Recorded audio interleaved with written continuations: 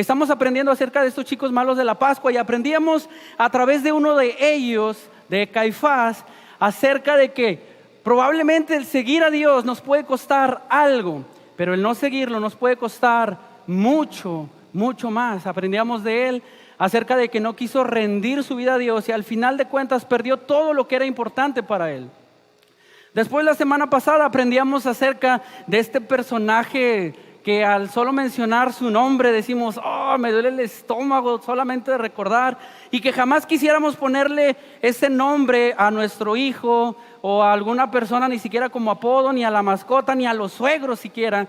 Y este es Judas, que veíamos la semana pasada acerca de él, que decíamos que el resistir a Dios, si tú y yo resistimos a Dios a través de nuestra vida, tú y yo vamos a cargar con las consecuencias de ello. Pero si tú y yo rendimos nuestra vida a Dios, Él se hará responsable de las consecuencias de nuestra vida, y que vale la pena, verdaderamente vale la pena rendir nuestra vida a Dios. Y aprendíamos a través de Judas que a pesar de que Judas estuvo cerca de Cristo, vio tantos milagros, vio que resucitó a Lázaro, vio tantas cosas, a pesar de eso le dio la espalda a Dios en un momento determinado de su vida. Y hoy vamos a ver el tercer chico malo de la Pascua, en el cual honestamente cuando estaba preparando este mensaje me identifiqué de una manera que no tienes idea. Espero que de la misma manera tú te identifiques aún más con este personaje, porque al igual que los otros dos, que Caifás y que Judas, tenemos mucho que aprender acerca de él. Pero antes de eso, déjame decirte una frase: no todas las cosas son lo que aparentan ser. No todas las cosas son lo que aparentan ser. Probablemente los que son padres de familia, levanten la mano los que son padres de familia, por favor. Todos los que están aquí que son padres de familia saben que quizá hoy sus hijos no ven las cosas como ustedes las ven. Y en algún punto de nuestra vida, cuando fuimos jóvenes, que estaban nuestros padres, tampoco nosotros veíamos las cosas como ellos la veían. Y de repente nos decían: échale ganas, mijo, échale ganas, mija, mira, vas a ser responsable algún día, y cuando tengas tu casa vas a entender lo que te estoy diciendo. Falta mucho, mamá, es que tú ya estás viejito, viejita, para que me digas eso. Y nos decían: algún día vas a tener la responsabilidad de esto. Y nosotros no creíamos. Ahora ya estamos grandes y sabemos que papá y mamá tenían razón. Y nosotros, ustedes los que son padres o los que trabajamos con jóvenes, en algún momento en la vida les decimos a estos jóvenes: mira, piensa bien lo que vas a hacer, échale ganas en la escuela, échale ganas a todo, porque algún día te va a tocar a ti ser responsable, te va a tocar a ti hacer esto, aquello. Y los jóvenes dicen: es que tú ya estás viejito, es que tú ya estás viejita, a ti no te gusta divertir, yo quiero vivir la vida loca, así que no me digas nada. Y cuando esos jóvenes crezcan, algún día van a entender lo que tú les estás diciendo, y ellos le van a decir a otros jóvenes, y así se va a repetir. Es un ciclo. Pero los jóvenes a veces se ponen de esa manera porque no ven lo que tú y yo vemos en este punto de la vida. Quizá ven el hecho de que no le diste permiso para ir a una fiesta o con sus amistades como el fin de su vida social, y te dicen: es que ¿por qué me haces esto? Ya no me van a querer mis amigos, ya no me van a dar like en Facebook, ya no me van a seguir, así que has terminado con mi parte social, mamá, papá, tú tienes la culpa. Los jóvenes no ven el hecho de que cuando probablemente rompen con el novio, con la novia, y de repente ellos sienten que es el acabose de su vida, y piensan que no van a encontrar a alguien mejor que esa persona, y tú por dentro estás: qué bueno que terminó con ese. Bueno, para nada, híjole, si supiera. Vas a ver, mijo, mija, vas a encontrar a alguien más adelante. Y el jovencito, la jovencita tienen 13, 14 años y piensan que es el acabose de su vida amorosa y que ya no van a encontrar a nadie, porque no ven las cosas como nosotros, que ya pasamos por todas esas cosas, la vemos. De repente los jóvenes le puedes decir a un joven, los que son papás: mira, necesito que le eches ganas a la escuela, al trabajo si estás trabajando, a la casa, que recojas, que aprendas, porque algún día. Y los jóvenes no lo ven de esa manera. Hoy quiero hablarles acerca de esa misma relación que en ocasiones pasa con nosotros, y con un aspecto de la vida que nos han enseñado de una manera, pero no es así. Tiene mucho de diferencia. Probablemente lo que hemos aprendido, ya sea por experiencia propia o por lo que nos han enseñado en algún lugar acerca de Dios. Y hoy te vas a sorprender de una manera que a mí me tocó hacerlo, porque yo creía que era algo diferente esta relación. Y esta es la relación entre la vida y Dios. La relación entre la vida y Dios. Te vuelvo a decir y a recordar un poco tu infancia, cuando en aquellos ayeres todos éramos niños y jóvenes. Yo creo que tú y yo en algún momento de nuestra vida le pedimos a nuestros papás: yo quiero dulces, yo quiero muchos dulces. Y nuestros papás nos decían: no solo de dulces vivirán los niños. Y nosotros decíamos: es que a mí me encantan los dulces, no me des fruta, no me des verdura, yo no quiero nada de eso. Y nuestros papás, que sabían por experiencia lo que nos hacía bien, nosotros tercos y necios, y seguíamos nosotros: pero es que yo quiero dulces. Papás, mamás, si tú no me das dulces, no me amas, no me quieres, porque si tú me quisieras, me darías dulces. Y al final de cuentas, nosotros fuimos creciendo y supimos que si nos hubieran dado puros dulces, probablemente no estaríamos vivos, o estaríamos muy enfermizos, o esta clase de cosas, porque los dulces, solamente puros dulces, no nos producen nada bueno. Y en ocasiones pensamos eso mismo acerca de nuestra vida y de Dios, porque muchas personas relacionan cómo les va en la vida con quién es Dios. Si me va bien en la vida, significa que Dios es bueno, significa que Dios me ama, significa que Dios está conmigo. Pero si me va mal en la vida, Dios no me ama, o a lo mejor Dios no existe como me lo dijeron, porque relacionamos el cómo nos va en la vida a quién es Dios. Si en la vida me va bien, Dios es bueno. Si en la vida me va mal, Dios es malo. Y cuando las cosas no van bien, es muy sencillo culpar a Dios, echarle la culpa a Dios, a pesar de que son consecuencias de nuestras acciones. Le echamos la culpa a Dios. De repente nos decepcionan nuestras relaciones familiares, personales, en el trabajo, en el matrimonio, en los hijos. Y nos decepcionamos con ellos, pero también nos decepcionamos de Dios. Decimos: Dios, si tú pudieras, si tú tienes el poder de cambiar las cosas, ¿por qué no las cambias? De cambiar esta enfermedad, de cambiar esta relación, de que todo funcione bien. Y pensamos que la manera en que nos va en la vida es la manera en que es Dios, y no es de esta manera. ¿Cuántos de nosotros no hemos perdido sueños que anhelábamos realizar en nuestra vida? Probablemente perdiste sueños, sean matrimoniales, relacionales, de trabajo, de toda esta clase de cosas y áreas en tu vida. Parece que muchos avanzan en la vida, menos tú, menos yo. Y decimos: ¿por qué, Dios? O sea, si yo estoy haciendo las cosas bien, ¿por qué no hay un cambio? ¿Por qué no hay una mejoría? Y parece que todo está sobre ti, parece que solamente es sobre ti. Y dices: Dios, ¿dónde estás?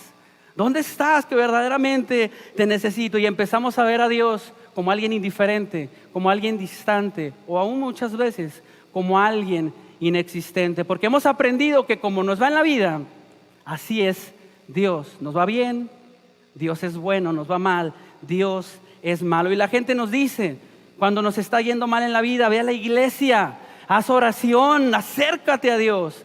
Y nosotros con buenas intenciones lo hacemos, pero vemos que no cambia la cosa. Y seguimos diciendo: no, se me hace que Dios no existe. O si Dios existe, no tiene suficiente poder para cambiar las cosas. Y es muy fácil culpar a Dios. Es muy fácil culpar a Dios. Y esta relación acerca de Dios y de la vida es algo que vamos a ver y aprender hoy a través de este personaje, este chico malo de la Pascua. Ahora, este chico malo, las cosas no le habían salido como él quería. Si tú piensas que en tu vida te está yendo mal, espérate a escuchar un poco lo que le estaba sucediendo a él en estos momentos de su vida. Se encontraba en una cárcel romana. Prácticamente era una cueva, un pozo cavado debajo de la tierra, y estaba encerrado en ese mundo lleno de oscuridad. Prácticamente no veía la luz. No era como las cárceles en la actualidad que hemos escuchado, cárceles mexicanas, donde los criminales tienen televisión, tienen cable, tienen internet, tienen teléfono, aire acondicionado. Les va mejor que a nosotros. Y nosotros dijéramos: oye, me gustaría estar en esa cárcel. Ese criminal no estaba en esa cárcel. Ese criminal estaba solo. En una pequeña cueva, ahí estaba solo, esperando el momento de su muerte.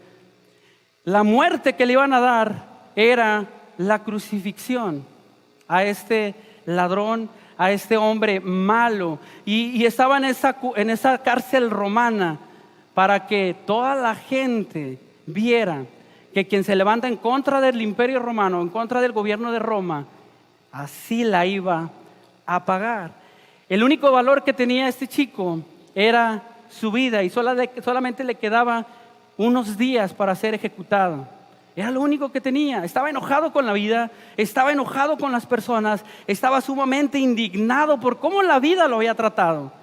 Estaba esperando el día de su muerte y él probablemente había visto algunas crucifixiones, algunas ejecuciones. Él sabía lo que le iba a esperar. Él sabía que probablemente iba a pasar ahí algunos días colgados en este madero hasta el momento en que muriera.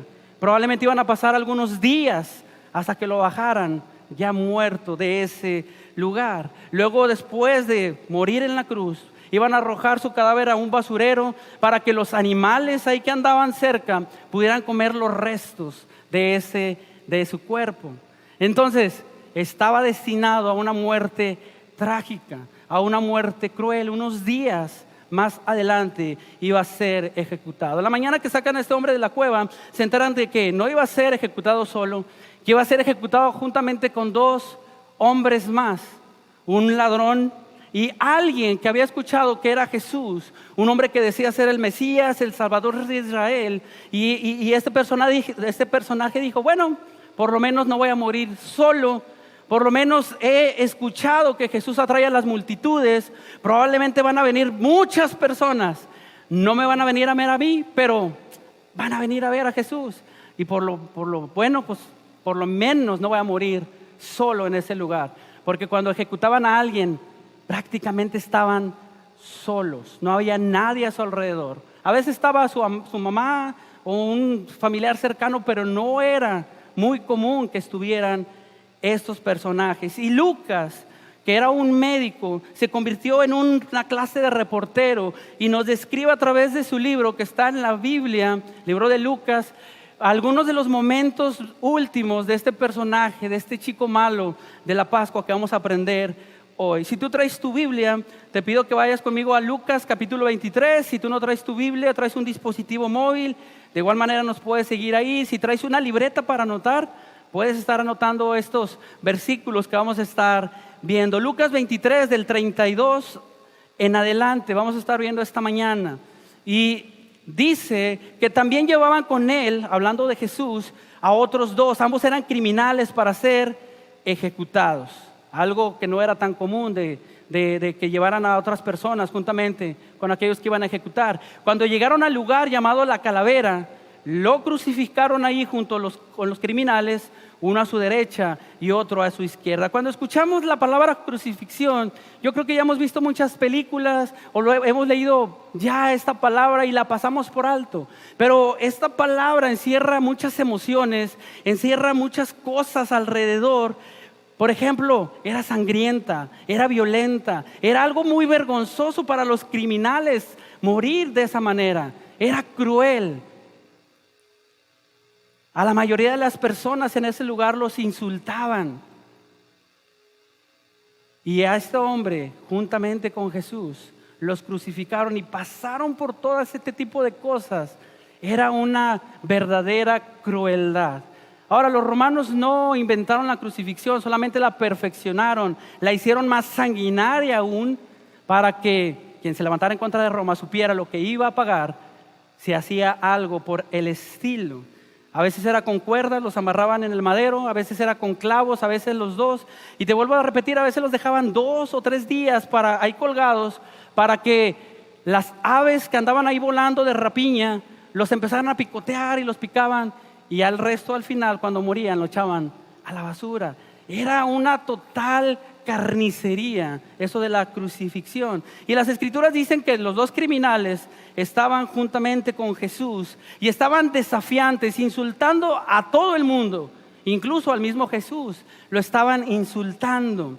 Y de pronto ese hombre en medio de ellos dice una palabra que los dejó perplejos, porque esta palabra nunca se había mencionado desde una cruz. Jesús menciona con una voz fuerte, dice: Padre.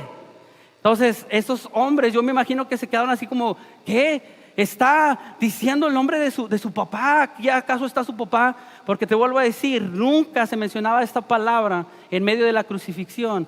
La mayoría de los criminales a quien decían la frase era a su mamá, decían madre, para que los que estaban ahí alrededor o algunos familiares que de repente se presentaban cuidaran de su mamá. Entonces fue algo extraño que Jesús dijera esa parte. Y luego sigue diciendo Lucas 34, Padre, dijo Jesús, perdónalos porque no saben lo que hacen. Mientras los soldados romanos están repartiendo al azar sus ropas, mientras los demás líderes religiosos están ahí burlándose de él, sale estas palabras de parte de Jesús: perdónalos porque no saben lo que hacen. Había mucha gente ese día, era un espectáculo. Yo me imagino que mucha gente fue solamente a ver, para ver qué iba a hacer Jesús en ese momento. Jesús se bajaría de la cruz, Jesús se bajaría y cachetearía a los líderes religiosos en ese momento. Iban a bajar ángeles para defender a Jesús. ¿Qué iba a pasar? Entonces había una multitud de personas alrededor de ese momento en la cruz. Probablemente fueron por curiosidad, para ver qué iba a pasar en ese momento. Probablemente pensaron, ¿verdaderamente es el Hijo de Dios? ¿O será solamente un farsante que alegaba serlo? Lucas 23:35 dice que la gente por su parte se quedó allí observando todo lo que pasaba, y aún los gobernantes estaban burlándose de él y decían: salvó a otros, que se salve a sí mismo si es el Cristo de Dios, el escogido. Todavía querían que se los comprobara más. Ya había hecho milagros, ya había hecho muchas sanidades, ya había hecho todo lo posible para convencer a estas personas. Y estas personas todavía seguían alegando que querían más evidencia. Estos hombres eran los que temían a Jesús. Estos hombres eran los que le tenían miedo cuando se paraba, cuando la multitud los seguía. Estos hombres eran los que temían de lo que Jesús fuera a hacer. Que de repente le hacían algunas preguntas con algunas respuestas dudosas, y Jesús se las respondía de una manera con tal autoridad. Estos hombres estaban disfrutando su venganza, disfrutando que Jesús estaba siendo crucificado. Lucas 23:36 nos dice que también los soldados se acercaron para burlarse de él y le ofrecieron vinagre. Los soldados no tenían absolutamente nada por qué burlarse de él. O sea, no tenían nada que ver con lo que estaba pasando. Se acercaron y se empezaron a burlar también de él. No solamente los líderes, no solamente la multitud, sino también los soldados romanos empezaron a burlarse de Jesús. Versículo 37, y le dijeron: si eres el rey de los judíos, sálvate a ti mismo. Pilato, cuando crucificaron a Jesús, mandó a que le pusieran un letrero en la parte de arriba, donde decía: Jesús, Rey de los judíos. Entonces los soldados empezaron a burlarse de ese título que le había puesto Pilato a Jesús. Querían que supiera que cualquier persona que se declarara a sí misma como importante o como rey iba a sufrir el mismo castigo que estaban viendo en ese lugar. Y Mateo nos dice que estos dos criminales al inicio insultaban a Jesús. Imagínate, los gobernantes, los líderes religiosos, la multitud, los soldados romanos y aún estos dos hombres que estaban crucificados juntamente con Jesús, estaban burlándose de él. Imagínate la escena. De repente, cuando hacemos algo chistoso, nos sucede algo chistoso en la vida, que personas están a nuestro alrededor, lo ven y se burlan. ¿Cómo nos sentimos? Trágame tierra, híjole. Y eso que es solamente algo pequeño. Ahora imagínate que se burlen por hacer las cosas correctamente, por decir la verdad, por morir por cada una de esas personas. Un hombre inocente que voluntariamente entregaba su vida por el perdón de todos los que se estaban burlando de él en ese lugar, por el perdón de sus hijos y por el perdón de los hijos de sus hijos, por nuestro perdón, por nuestro pecado. La gente se estaba burlando de él. Sigue diciendo el versículo 39, uno de los criminales ahí colgados empezó a insultarlo: ¿no eres tú el Cristo? Sálvate a ti mismo y a nosotros. Y es ahí donde entra la relación de lo que es la vida con lo que es Dios. Si tú verdaderamente fueras Dios, Si tú verdaderamente fueras el Mesías o quien dice ser, no nos estaría pasando nada malo. Si Dios es verdaderamente bueno, no habría esta consecuencia en nuestras vidas. Si Dios fuera verdaderamente poderoso, pudieras bajarnos de aquí y escapar como si nada pasara. Por lo tanto, como me va mal en la vida, le estaba diciendo el criminal, Dios no existe. Estaba en contra de Jesús este criminal. Y de repente, en medio de todos esos gritos que estaban pasando, aún de este criminal que estaba en contra de Jesús, uno de los criminales, el que estaba a un lado de él, empezó a notar algo diferente. Ahora, alegando a esto, en la Biblia, bíblicamente no se menciona el nombre de estos dos criminales, jamás se menciona. La tradición y el paso de los tiempos le han dado algunos nombres, pero bíblicamente no está registrado que son estos. Los conocemos tanto como Dimas y Gestas, así es como se le conocen en la actualidad, pero bíblicamente no hay ese nombre. Así que no sabemos quién de los dos era el que estaba diciéndole a Jesús y defendiendo a Jesús. Dice el versículo 40, el otro criminal lo reprendió al que estaba insultando a Jesús. Ni siquiera temor de Dios tienes, aunque sufres la misma condena. En otras palabras le estaba diciendo, Él es inocente, Él está sufriendo igual que nosotros, pero Él no ha perdido su confianza en Dios. ¿Cuántos de nosotros que estamos aquí, de repente nos va mal en la vida y empezamos a perder nuestra fe en Dios? Empezamos a perder nuestra convicción en Dios. Por más tiempo que tengamos de conocer de Dios, que hayamos escuchado su consejo, cuando nos va mal, empezamos a dudar. Empezamos a poner en cuestionamiento si Dios es bueno o Dios es malo. Porque nuestra creencia es que si nos va bien en la vida, Dios es bueno. Y si nos va mal en la vida, Dios es malo. Este hombre empezó a sacar conclusiones acerca de esto. Empezó a ver que su vida y su relación con Dios no eran similares. No tenían nada que ver una con otra cosa. Dice el versículo 41, en nuestro caso el castigo es justo. Este hombre estaba reconociendo las consecuencias de lo que estaba haciendo, de lo que había hecho, de sus hechos, de sus acciones. En nuestro caso el castigo es justo, pues sufrimos lo que merecen nuestros delitos. En cambio, no ha hecho nada malo. Reconocía lo que él había hecho, reconocía las consecuencias de lo que había hecho y estaba diciendo, Él es justo, Él es perfecto, Él es inocente de lo que lo están culpando. Y este criminal empieza a ver a Jesús de una manera muy distinta a lo que los que están alrededor, de los que están en la multitud lo ven. Empieza a verlo de manera diferente. Lo empieza a ver de una manera en la que Jesús verdaderamente era reconocido. Y hay una frase que es muy importante. Si un hombre inocente sufre como culpable y puede mantener su fe en Dios, con cuánta mayor razón un hombre culpable que sufre por las consecuencias puede confiar en Dios. Si un hombre inocente está pagando una culpa que no cometió, puede confiar en Dios, con cuánta mayor un hombre culpable que está pagando las consecuencias de sus decisiones puede confiar en Dios. Este hombre estaba a punto de morir, estaba a punto de dejar este mundo. Y hay una frase que le dijo a Jesús que es inimaginable, que nosotros en este momento a lo mejor no lo hemos reflexionado a su totalidad, pero suena descabellado. Le dijo a Jesús en el versículo 42, Jesús, acuérdate de mí cuando vengas en tu reino.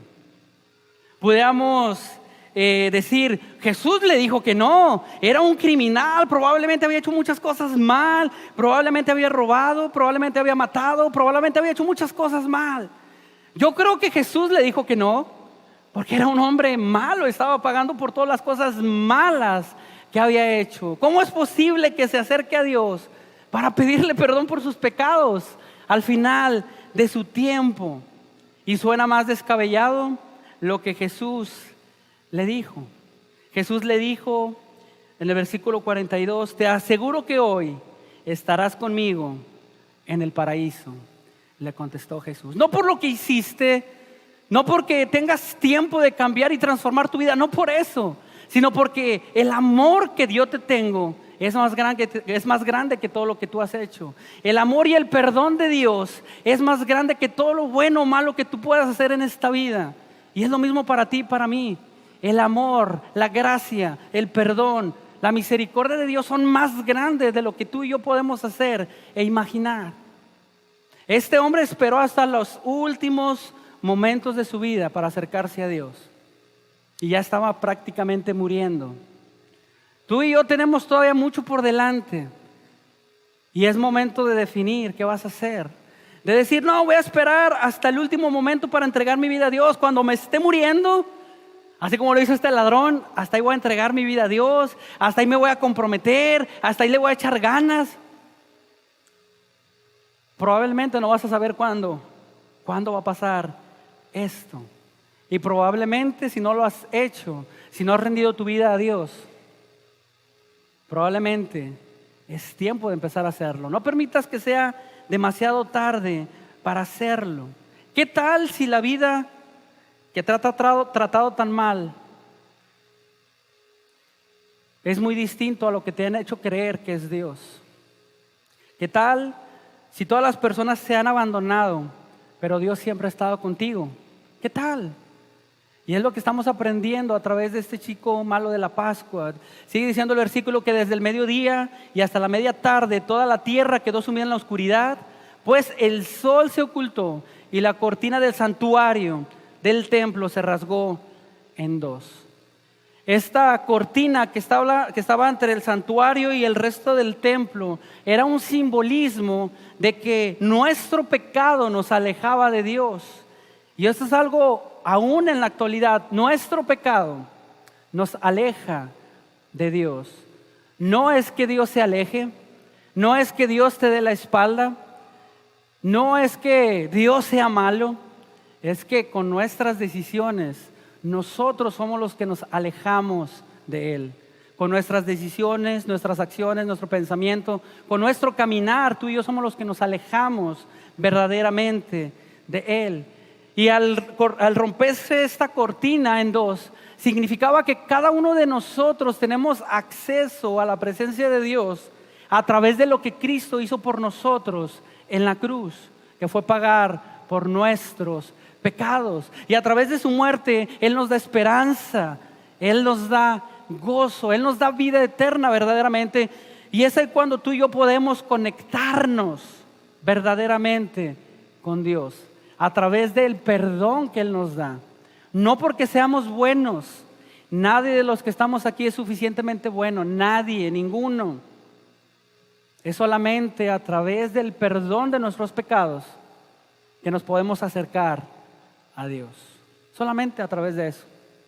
Cuando tú aceptas eso, es ahí donde empiezas a ver las cosas de manera diferente y empiezas a decir, las consecuencias de mi vida son una cosa, mi relación con Dios es otra, y empiezas a tomar mejores decisiones, empiezas a llevar un estilo de vida mucho mejor del que has estado llevando. Mientras no aceptamos eso, seguimos tomando las mismas decisiones. Las últimas palabras de Jesús, la última conversación que tuvo con un ser humano fue con este ladrón. Nadie se imaginaba, no fue con un hombre santo, no fue con un religioso, no fue con ninguno de sus discípulos. Los discípulos habían huido, lo habían dejado solo. Fue con este ladrón la última conversación que Jesús tuvo. Y después de ahí, dice Lucas 23:46, Padre, quien pudo haber evitado estas cosas, pero aún así permitió que pasara por esto. Padre, el cual pudo haberme evitado todo este dolor, toda esta humillación, pero aún así yo seguí obedeciéndote.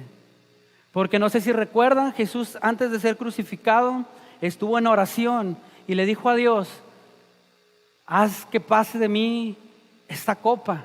Yo no quiero ir a ese lugar, pero no se haga mi voluntad, hágase tu voluntad. Y fue a morir por nuestros pecados. Cumplió la voluntad de Dios. Y por eso tú y yo tenemos perdón por nuestros pecados. Padre, en tus manos encomiendo mi espíritu. Al decir esto, expiró. Al decir esto, murió. Y es ahí donde te vuelvo a decir, yo me identifico mucho con este personaje, porque yo en ocasiones, cuando la situación de mi vida van mal, empiezo a ver, si Dios fuera verdaderamente bueno, estas cosas no me estarían pasando.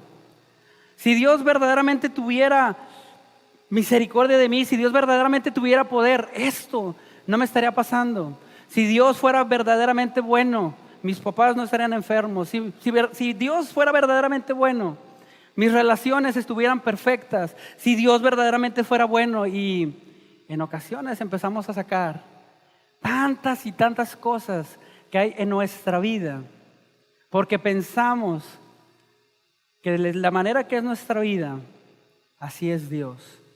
Que si Dios es bueno, nos tiene que ir bien. Y si nos va mal, Dios es malo.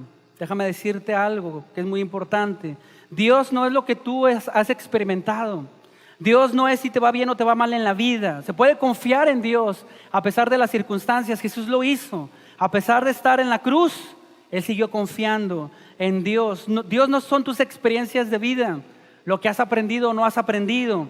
Dios envió a Jesús para que tú y yo experimentáramos verdadera vida. Y dice su palabra que es vida en abundancia. No sé cuántos de ustedes lo han leído. Y en ocasiones pensamos que vida en abundancia significa bienes materiales, bienes económicos, que todo nos va a ir bien. Y no es así.